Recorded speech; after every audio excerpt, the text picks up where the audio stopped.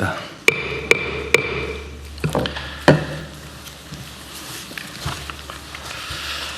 안타까운 일이 벌어졌습니다. 우리 경북 청송 주황산에서 실종된 초등학생이 있습니다. 사흘째 수색을 하고 있는데 아직 발견을 못한 것 같습니다. 1분 1초가 다급한 상황인 만큼 수색에 필요한 모든 영역을 총동원해 주기 바랍니다. 실종 아동이 조속히 가족의 품으로 돌아올 수 있게 하는 것은 국가가 해야 될 중요한 일일 것입니다. 수색은 주로 경찰에서 하고 있겠죠? 예, 그렇습니다. 어디 계세요? 네. 예. 지금 혹시 동원 인력이 얼마쯤 되는지 아십니까? 몇 명쯤 투입됐는지 알아보시고요. 예. 이게 지금 500명이 이틀 하는 것보다는 1000명이 하루 하는 게 좀 번잡하고 힘들긴 하겠지만 더 효율적일 수 있으니까. 예, 그렇습니다. 경찰 현재 281명, 소방 28명을 동원했는데 너무 적은 거 최대한 같아요. 더 동원을 하겠습니다. 최대한 동원해서 예. 그 주황산이 그렇게 넓지 않거든요. 예. 전부 다 착시 뒤져보도록 하십시오. 예. 신속하게 조치하면 좋겠습니다. 예, 알겠습니다. 재정의 적극적이고 전략적 운영이 민생 경제에 실질적 동력을 제공할 수 있다라는 점이 연구 결과로 확인됐습니다. 지난해에 지급된 민생회복 소비 쿠폰이 지역 소상공인 매출을 소비 쿠폰 100만 원당 추가로 43만 원가량 늘리는 효과를 거뒀다고 확인됐습니다. 100만 원의 재정 투입을 통해서 총 143만 원의 경제적 효과를 거둔 것입니다. 1차적 효과가 그런 것이겠죠. 다시 2차, 3차의 효과도 있을 겁니다. 다른 여러 분석에서도 적시에 이루어진 과감한 재정 투입이 내수를 진작하고 경제 전반에 활력을 불어넣는다는 점이 일관되게 입증되고 있습니다. 그런데 이런 객관적 사실에도 불구하고 마치 돌림노래처럼 긴축을 강요하는 목소리가 사회 일각에 존재합니다. 국가 채무를 명분으로 들고는 있는데 사실상 민생 고통을 수수방관하라는 무책임한 목소리입니다. 한때 그런 시절이 있었죠. 절약이 미덕일 때가 있었습니다. 안 쓰고 아끼고 저축하고 막 허리띠 졸라매고. 그러니까 지금은 소비가 미덕인 시대입니다. 이 돈이 안 돌아서 문제인 사회가 됐습니다. 이럴 때는 투자를 통해서 경제가 순환하게 하는 게 정부의 역할입니다. 그리고 우리나라의 실질적인 채무, 국가 채무, 그러니까 명목상에 있는 채무 말고 실제로 자산은 얼마가 있냐, 채권은 얼마가 있냐, 또 채무가 예를 들면 100만 원인데 채권이 90만 원 있으면 실제 빚은 10만 원 정도인 거죠.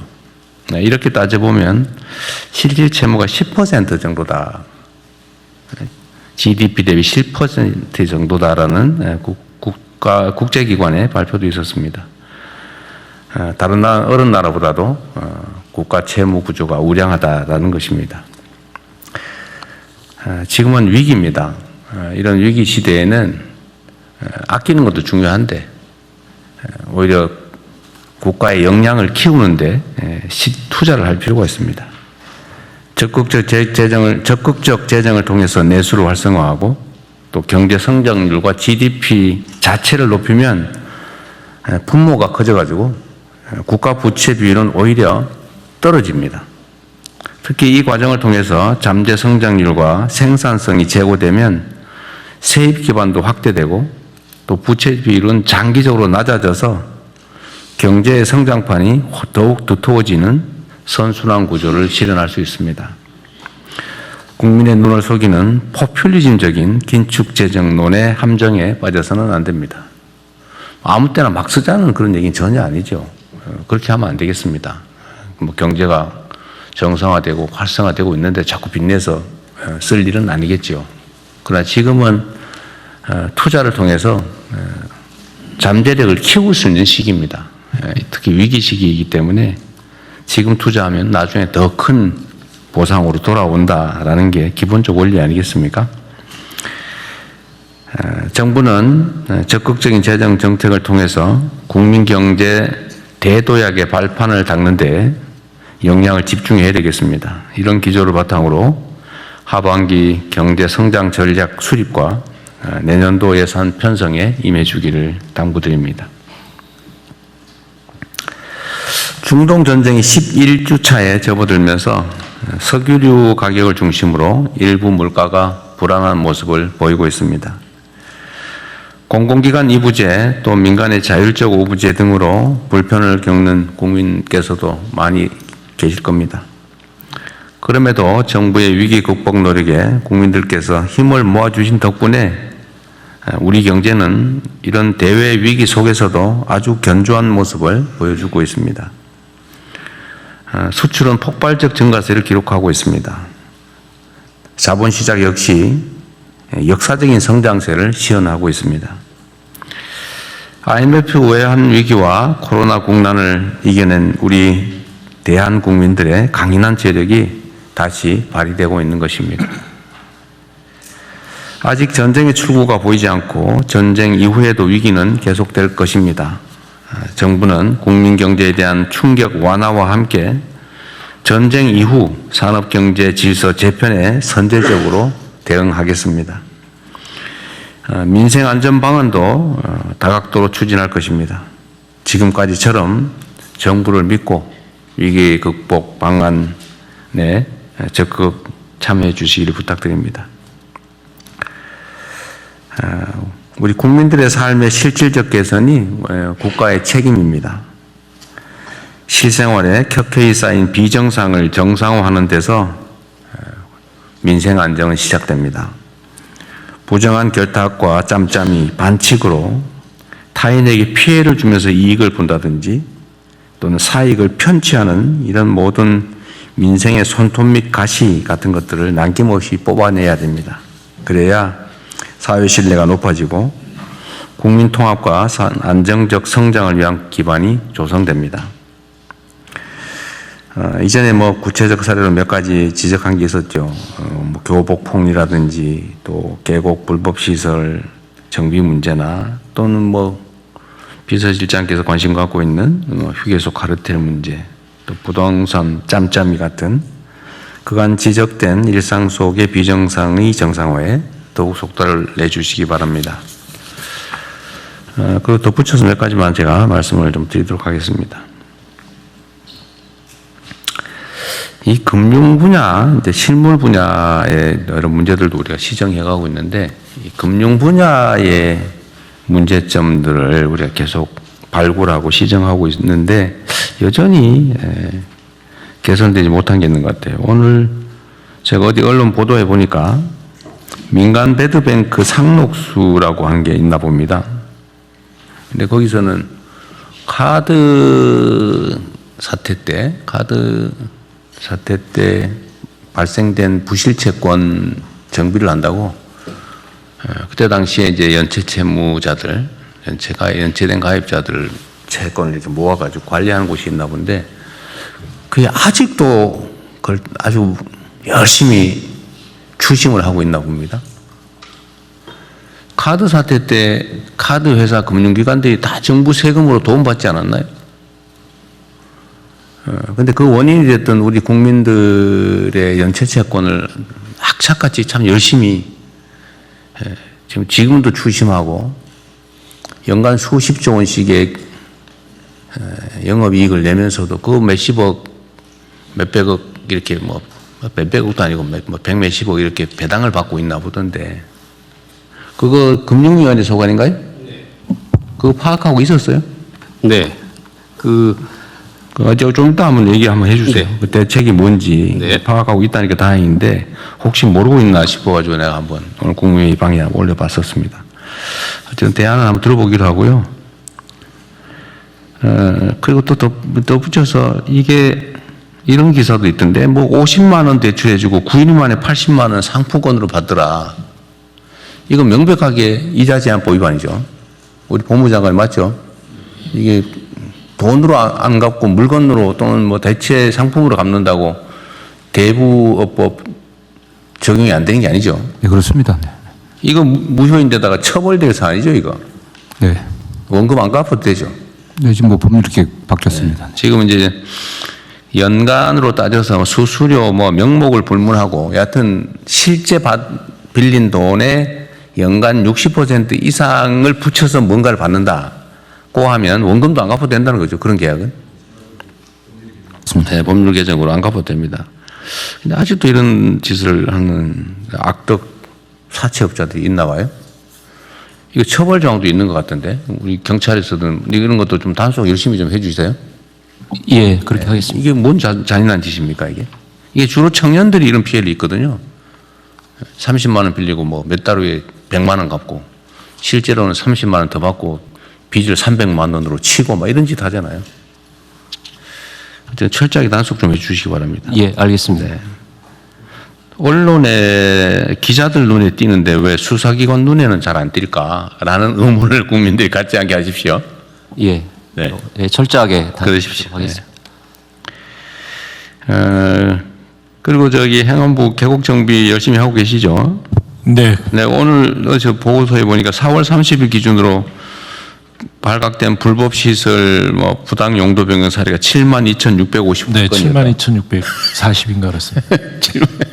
그것도 아직 다 끝나질 않았어요. 아직 안 끝났고. 예, 더 마저 지금은 70만 건 정도의 그 항공 자료가 네. 아직 남아 있는데요. 내대로 뒤지면 한 10만 건은 넘어가겠죠.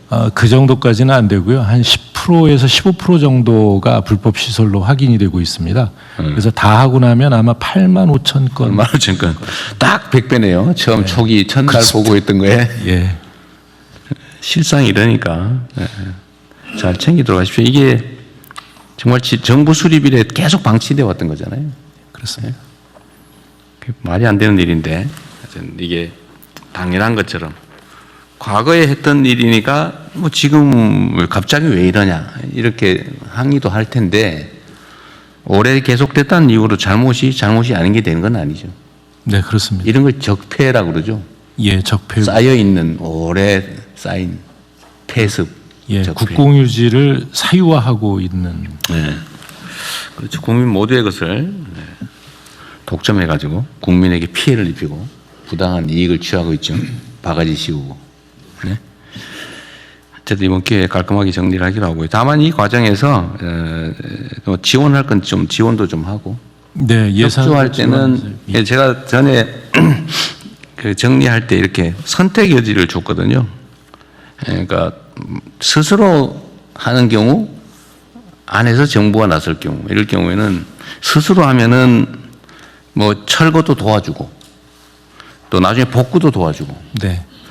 또 재기할 수 있는 금융 지원도 해주고 예를 들면 주변에 편의시설을 갖춰주거나 공공시설을 갖춰주고 주차장이나 뭐 아니면 탐방로 또 계단 뭐 이런 화장실 이런 공공시설도 갖춰주고 네. 다 지원해주고 형사처벌도 안 하고 이렇게 하는데 만약에 버틴다고 하면 강제 철거를 당연히 하고 철거 비용도 물리고 네. 형사처벌도 하고 지원도 없고 뭐 금융과 같은 시설 협조도 없다. 둘 중에 좀 선택해서 하게 하면 되게 다 스스로 하더라고요. 네. 어쨌든 그걸 일일이 다 정부 공권력을 동원해 가지고 막 철거하고 할 수 없으니까 스스로 할 수 있게 하고요. 제가 언제 얘기 한번 했는 것 같은데 어느 지역에는 보니까 그 사실 공공이 해야 될 공공시설에 준하는 거를 민간인들이 돈을 내 가지고 만든 게 있더라고요. 예, 그런 게 있어요. 어디 경북 어디에 그런 게 있던데 보니까. 네네. 근데 그게 어민들이 무슨 어업 활동을 하기 위해서 필요한 기반 시설인데 예, 예. 그걸 개인이 돈을 내게 해서 했으면은 그걸 공공이 돈을 내고 좀 뭔가 합법화해주고 할 생각을 해야지. 대통령이 시켰다 그러면서 그걸 철거하겠다고 해가 난리가 난 모양이에요. 예. 그 잘못된 접근한 것을 그렇게 하면 안 되죠. 네네. 공공이 책임을 져야지, 책임을. 공공이 시설을 해줘야 됩니다. 그런 권한을 가지고 있으면 책임을 져야지. 그 원래 공공이 돈 들여서 해야 될 일을 민간에게 대신 시켜놓고 이제는 대통령이 시켜서 불법이니까 무조건 철거해라. 그게 무책임의 극치죠. 네. 그런 일이 벌어지지 않게. 네.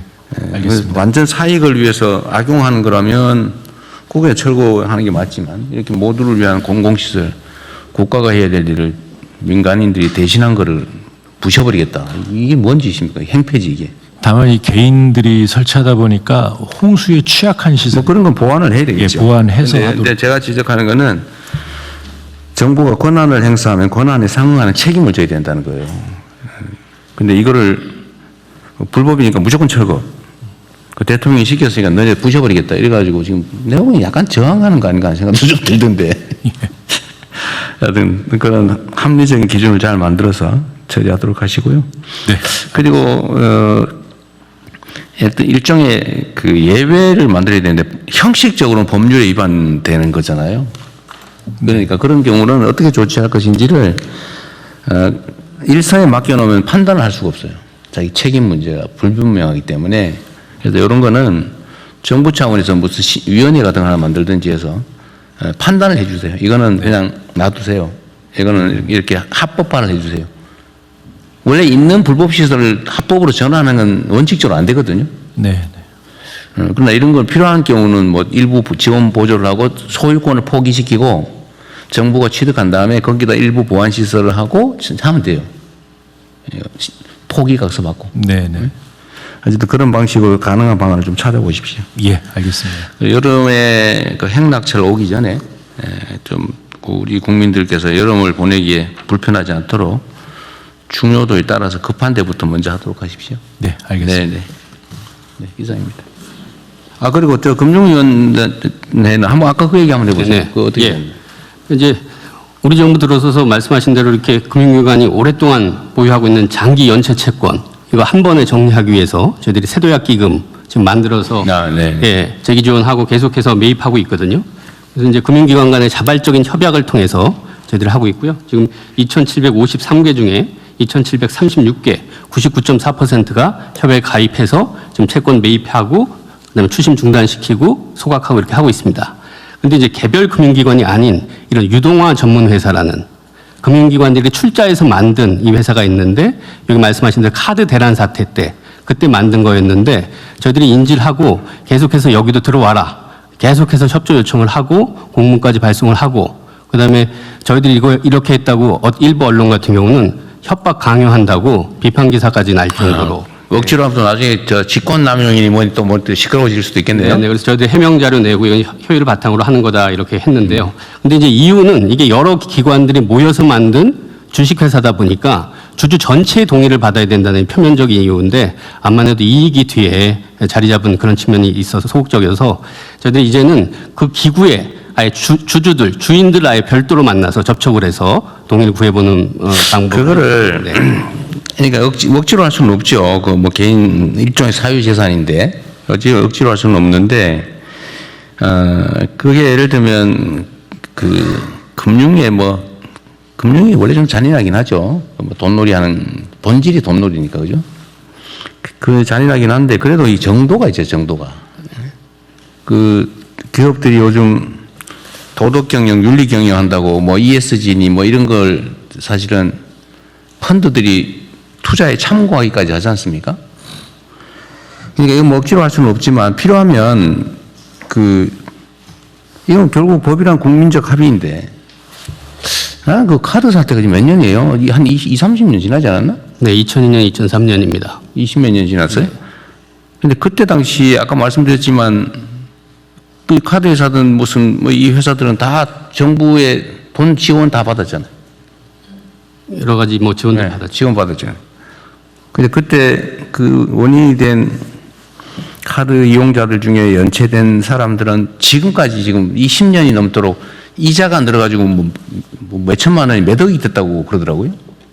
그 사람 어떻게 살아라는 거예요? 그게 법률적으로 예를 들면 법률이란 국민적 합의인데 이 국민 정서로 그거 뭐 죽을 때까지 막 10배, 20배 늘어나서 막 끝때까지 다 정말 집안에 콩나물 한 개 팔아서라도 다 갚아야 된다. 끝까지.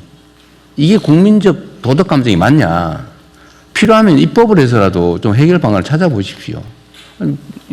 법이라는 게 국민적 합의 아닙니까? 그리고 특히 이거는 이 사채업자도 아니고 금융기관들은 정부의 발권력을 사실 이용해서 영업하는 측면도 있고 면허나 인가제도를 통해서 다른 사람들이 영업 못하게 제한해가지고 혜택을 보는 측면이 있잖아요. 그러면 공적 규제나 공적 부담도 해야지. 혜택은 누리면서 부담은 아예 끝까지 하나도 안 하겠다. 이런 태도 옳지 않은 것 같아요. 억지로는 못하겠지만 필요한 뭔가 가능한 대안이 있는지 한번 검토해 보십시오. 네네. 이거 억지로 시키면 또 뭐 나중에 시끄러울 것 같아요. 그래서 저기 말고. 말씀하신 말씀 일부 지금 기관들 중에 하나는 자신이 먼저 자기들이 그걸 매각하겠다.